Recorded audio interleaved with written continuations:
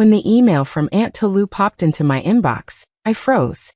It was an invitation to the Adeyemi family weekend in Boston. I hadn't been back in years. They had all called me the forgotten child when I was younger, as if my existence was a shadow they could ignore. My heart twisted, unsure if I wanted to face them. Yet something deep inside me said, go. See what they really want. My mother had died a year ago, leaving behind a sealed letter and a small, heavy key. At the time, I didn't understand why she had given them to me. Now, I wondered if this weekend had something to do with them. When I arrived at the estate, the grandeur of it hit me first. Polished marble floors, tall glass windows catching the Boston light, and the faint scent of old flowers mixed with expensive cologne. My cousins and aunts were there, smiling too brightly, laughter that felt rehearsed. Bayo, my cousin, came toward me first. He wrapped me in a hug that was too tight, almost crushing. We've missed you, Niba, he said, but the warmth in his eyes didn't reach the corners. I noticed a flicker there, something I hadn't seen before.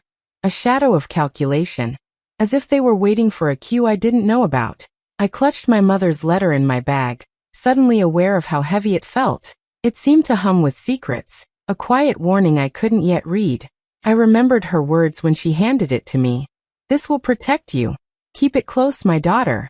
But protect me from what? From my family? From greed? My stomach nodded as I walked through the echoing halls, smiling and shaking hands, nodding to the distant aunts and uncles I barely recognized. That evening, as we gathered around the dining table, the tension grew under the surface of polite conversation. Every compliment felt like a test, every question like a trap. I realized that my presence here wasn't just a welcome. It was part of a plan I couldn't yet understand. Something was coming, something big, and I was standing right in the middle of it. I hugged the letter closer, my fingers brushing the key. Whatever lay ahead, I knew one thing. This weekend would change everything, and my family's smiles were sharper than they appeared. The family estate looked exactly as I remembered, almost like a museum frozen in time. The tall glass windows reflected the Boston skyline, polished marble floors gleamed under the chandeliers, and the faint smell of old wood mixed with perfume filled the halls. Laughter echoed around the rooms, but it didn't reach the eyes of my relatives. It was hollow, practiced, like actors playing their parts. Every smile I received felt sharp, almost cutting, and I couldn't shake the feeling that something was waiting behind those polite faces. At dinner, the tension became impossible to ignore. Uncle Femi leaned back in his chair, swirling his wine glass, and casually brought up Grandma's will. The topic had never been discussed openly after her death, and suddenly, it hung over the table like a storm cloud. It's time we settle things, he said, tapping his glass as if it were a gavel. The inheritance belongs where it's useful.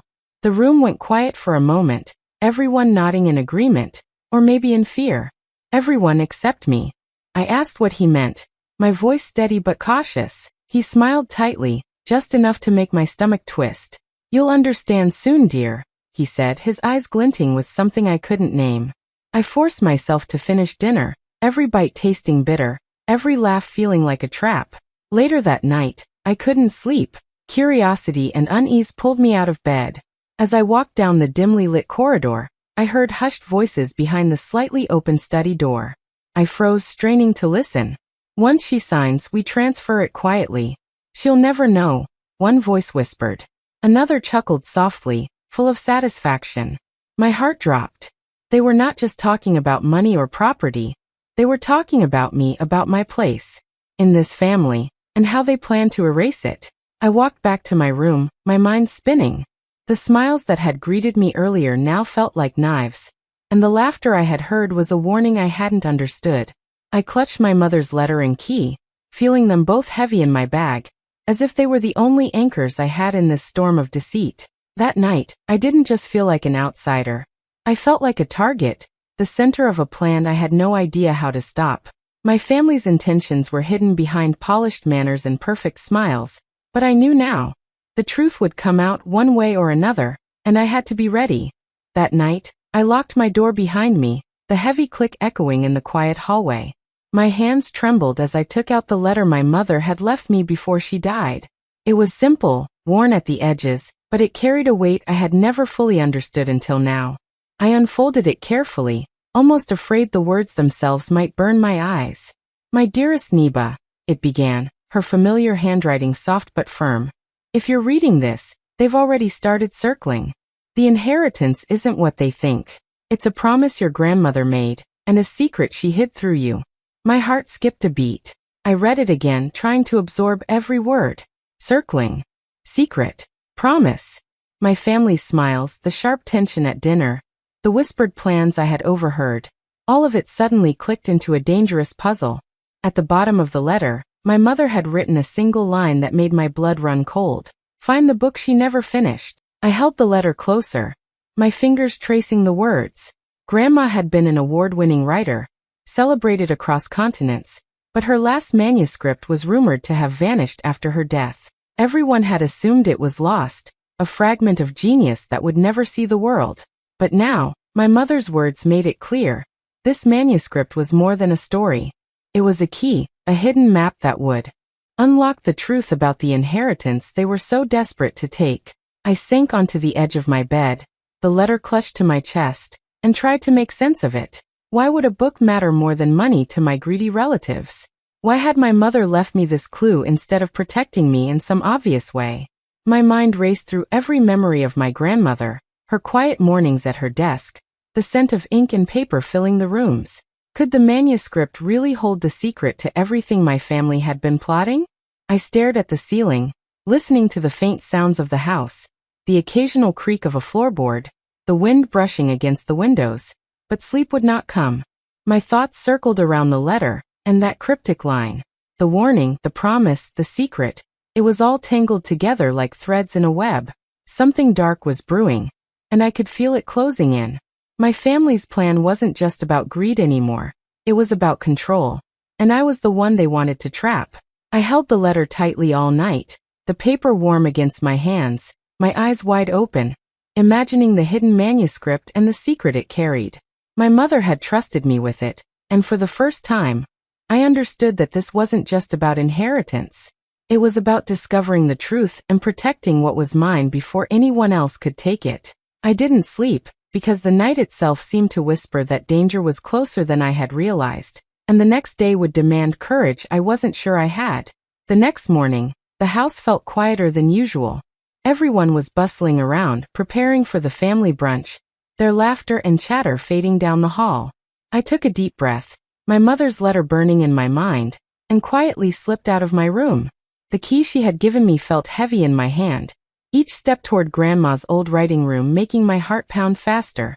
The door creaked softly as I turned it, and a wave of familiar smells hit me, dust, old paper, and ink. It was like stepping back in time, into the heart of my grandmother's world, the place where she had poured her soul into every word. The room was small but filled with the presence of her life. Books lined the shelves, stacks of papers lay scattered on the floor, and sunlight streamed through the window, catching the dust and golden rays. My eyes immediately went to her desk, a large, cracked wooden piece that had seen decades of writing.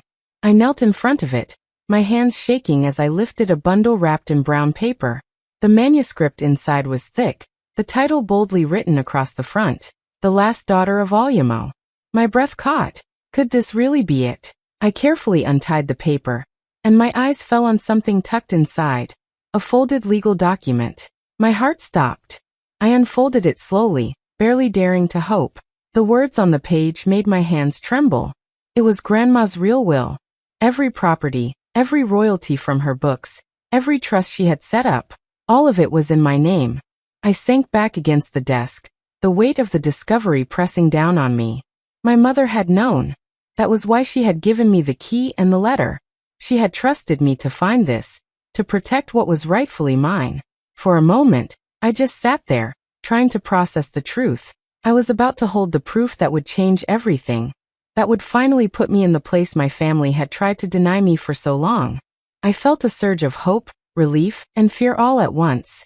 But before I could even breathe, the floorboard outside creaked. My head whipped around, and there was Bayo standing in the doorway, holding my phone like a weapon. His smile was sharp, mocking, and full of suspicion. "Looking for something, cousin?" he asked, his voice calm but cold. My stomach dropped. In that instant, I realized the real battle had just begun. and they were ready to do anything to take this away from me. Within an hour, the house erupted into chaos.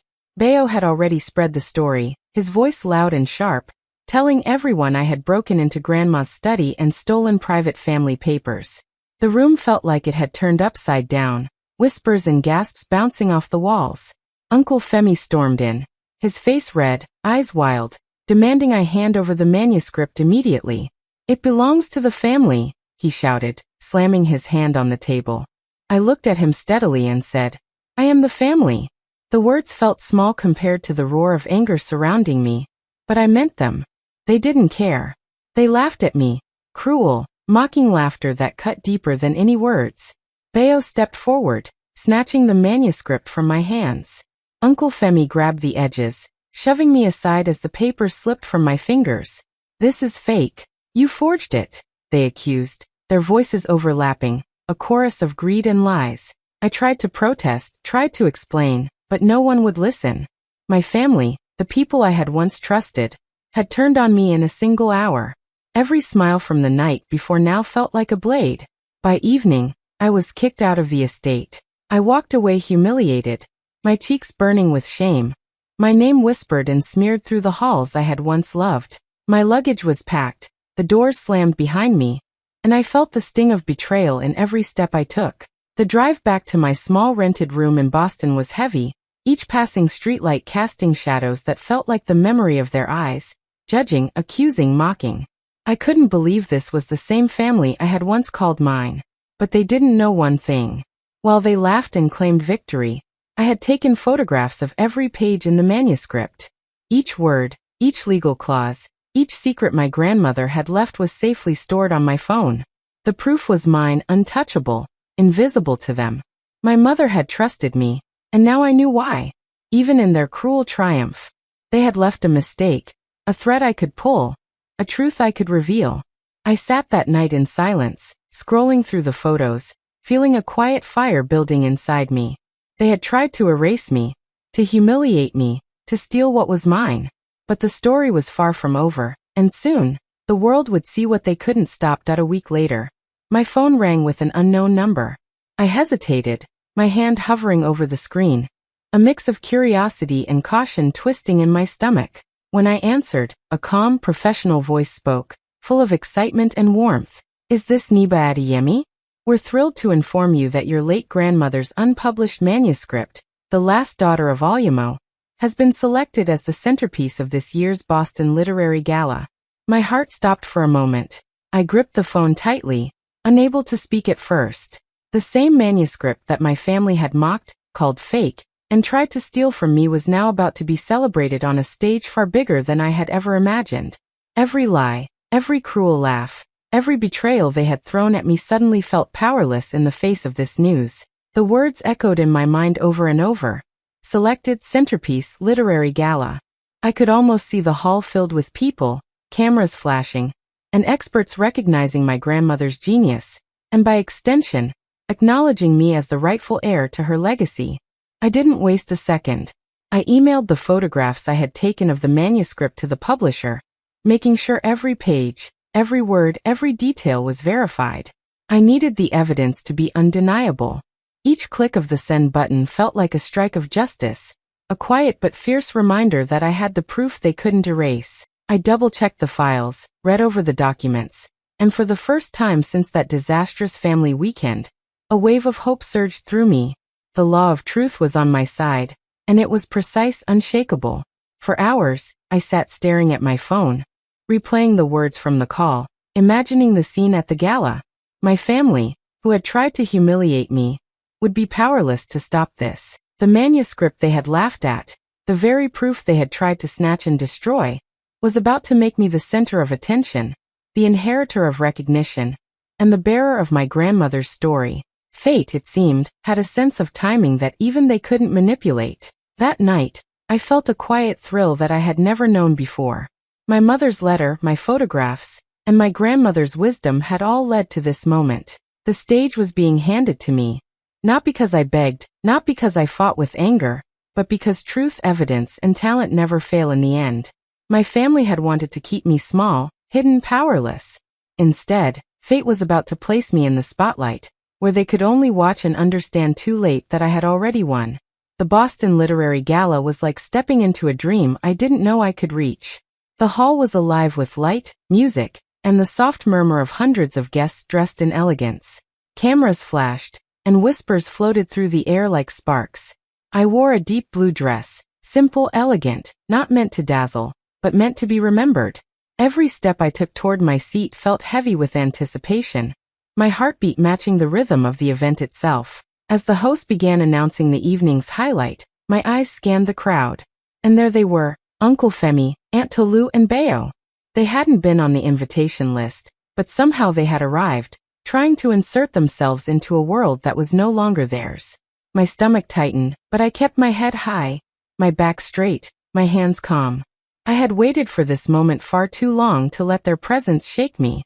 Then my name was called. The hall seemed to hold its breath. Niba Adeyemi, the rightful heir and literary representative of the Adeyemi estate. Gasps rippled through the audience. I stepped forward, my mind sharp, my chest swelling with the weight of truth finally recognized. On the big screen behind me, Grandma's handwriting appeared, her will pinned to the manuscript that had caused so much chaos in my life. Every word glowed with her wisdom, her love, and her justice. To my granddaughter Niba, the only one who loved words more than wealth. You are the keeper of my story and my fortune. My voice didn't even shake when I read it aloud to the hall. The applause was deafening. People stood, clapping, some cheering, some wiping tears. Every eye was on me, every mind understanding the legacy I had fought to protect. And my family, they were frozen. Uncle Femi's jaw tightened, Aunt Tolu's face went pale, and Bayo's confident smirk vanished completely.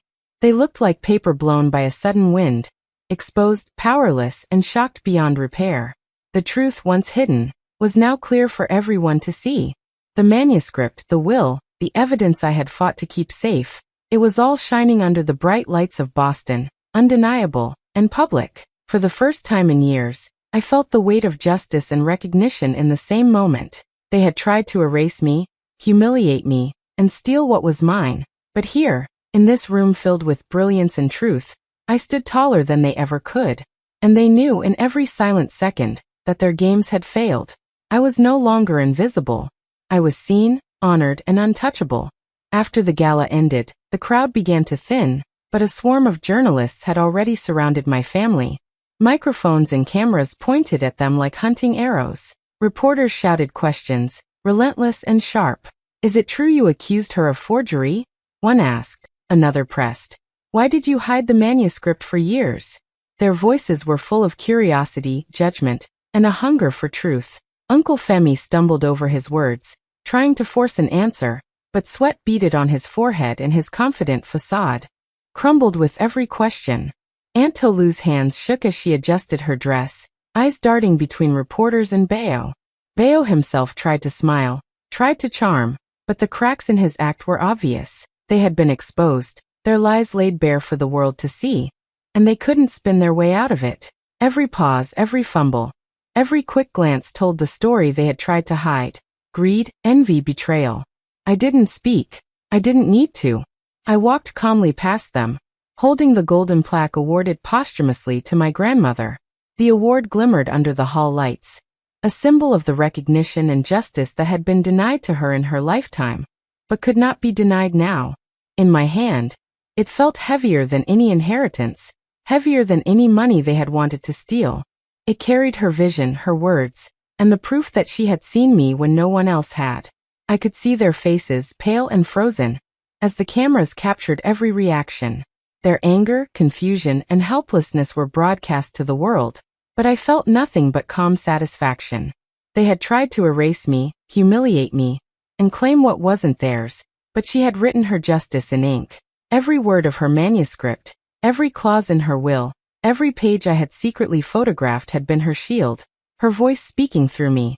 That night, I understood the full power of truth. My family had wielded lies like weapons, but their weapons were weak against her foresight. The applause of the gala, the flashes of cameras, and the recognition of the literary world were mine to keep.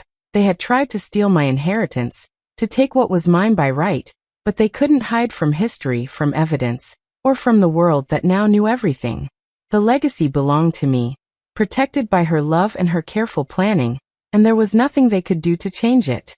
Months later, I returned to the family estate, walking up the familiar marble steps with a quiet calm I hadn't felt before. The house, once filled with tension and whispered schemes, now felt different, still grand, still imposing, but no longer a place of fear or shame. It was mine legally and rightfully, but I didn't feel the need to announce it with anger or pride. I didn't throw anyone out. I simply walked through the halls with purpose, taking care of what truly mattered. The first thing I did was change the locks on Grandma's study. That room had been the heart of her life and creativity, the place that had protected her secrets and now mine. I turned it into a small literary retreat, a space for young writers to come, learn, and find their own voices. Sunlight streamed through the tall windows, dust dancing in the golden light. I imagined the stories these walls would now hold, not just mine or my grandmother's, but new ones, fresh voices discovering their courage and power. It felt right. It felt like justice lived in every corner. One afternoon, as I arranged books on the shelves, I heard the hesitant sound of footsteps behind me. Bayo appeared, his shoulders slumped, his confident arrogance replaced with shame. He didn't speak at first. When he finally found his voice, it was soft, almost breaking. He asked for forgiveness. I turned to him slowly, looking into his eyes, seeing the regret he couldn't hide. I smiled gently, not out of weakness, but from understanding. "I forgave you the day you called me nothing," I said quietly, "because from that day, I started becoming something."